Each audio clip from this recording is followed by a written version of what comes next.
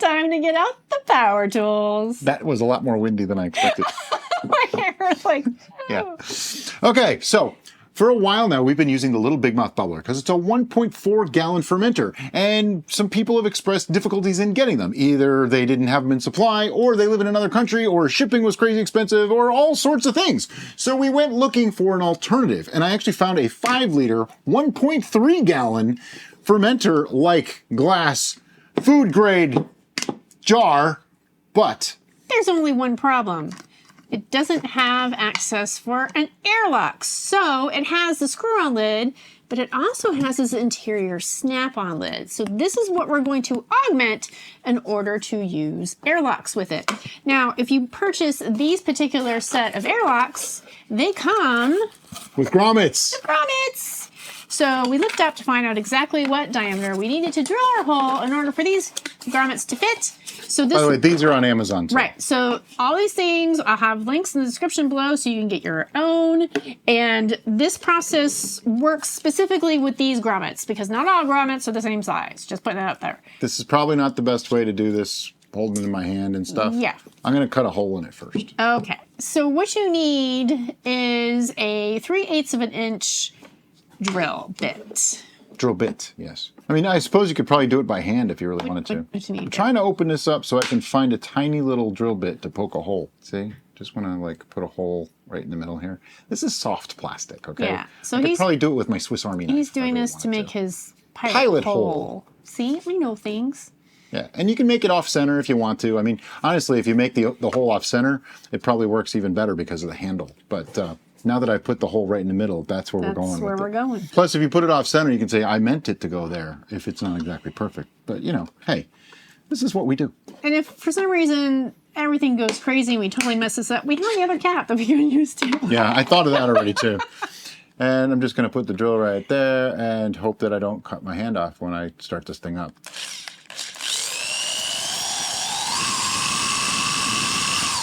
An adjustable drill is probably for the best. It also might be good to use a surface. Yeah, your hand is probably not the best. So don't do this at home. Look at that. Let's not break it. I didn't break it. I had to Yeah. all the edges and stuff. Okay, so we have a hole. All that just to make a hole in a piece of plastic. You take the grommet and you stuff it in there as best you can. I think this hole's too small, personally, but that's what they call for, so I'm doing it. Can we do it or you got it? I got it. You got it? Are you I sure? hope. Maybe. Do you want me to do it? I think you need to do it. It doesn't seem like a small hole. See, it's too small. I was just reading the directions. I know you read the directions. That's the problem. Did you get it? You done yet? You're almost there. It's really soft plastic, so it should work just fine. Best part about this is you only have to do it once. Yeah, you almost got it. You got it. I got it. All right, so now the grommet is in there, and then just cap that on, and that should make a nice seal. But wait, there's more. We need to test to make sure that our airlock actually fits in this now that we've done this. So please take the airlock out of that box. Oh, I had no idea what she was talking about. I'm like, but Turbos is over there with all the airlocks in it. No, we need those airlocks that came with this kit. Get in there. You might want to actually put it in first. It's tight. It's very, very tight. But I think it's supposed to be. Yeah, it fits in, but if you really wanted it to go all the way through, you can go a little bit bigger on the hole because this is really tight. You might need to go a little bit larger on the hole. I think I'm going to go bigger on the hole. All right. Get it out. Get it out. Okay.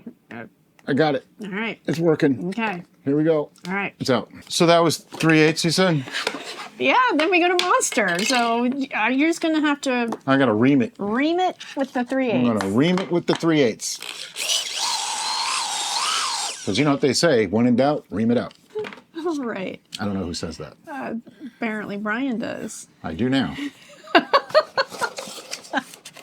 Came into my head while I was reaming it. Wow, this is just all kinds of wrong. Yeah. All right. But it does work. Yep. Totally. Yeah, it totally works. And then you just pop that sucker on there like that.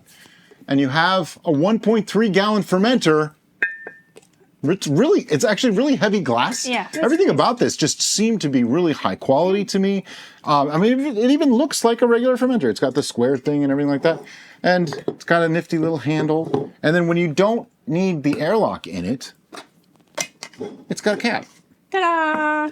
Perfect. Quick update. This wine's been going for about 2 weeks. This is the one that we made in the new fermenter on purpose just to see how it would do. There's a lot of fruit in here. The first day, it pushed all the way up. So much that it actually lifted the cap off the side like that, and it broke the seal. But I'm gonna call that a feature, not a criticism, because what it didn't do is shoot an airlock into my ceiling. So it let excess pressure out, and the tray did its job. It foamed down the side, and it did what it's supposed to do. But we were able to reseal it. I mean, there's all little seeds and stuff in there. It's still holding a seal. As much mess as this brew has been, it actually held the seal. That's all we can really ask for. Now, I have not tried pasteurizing in this yet, but I can't imagine it would be any different than a Little Big Mouth Bubbler or some of the others, because the construction of the glass itself is pretty much identical to any of our other fermenters, so I don't see how a problem could occur. Right. So our initial assessment after using this for one brew is it's fine. It works just great. I have zero issues with it whatsoever, other than I don't love that the grommets and this airlock work that way, but if we find another set of airlocks and grommets that have the appropriate fit, we'll let you know, and you can just use those. Okay, so at the end of the day, we'll have a link to this fermenter in the description below. We'll also have these airlocks and grommets, and like I said, if we find new airlocks and grommets, we'll put those in there too. And as always, guys, thank you so much for watching, and have a great day. Bye-bye.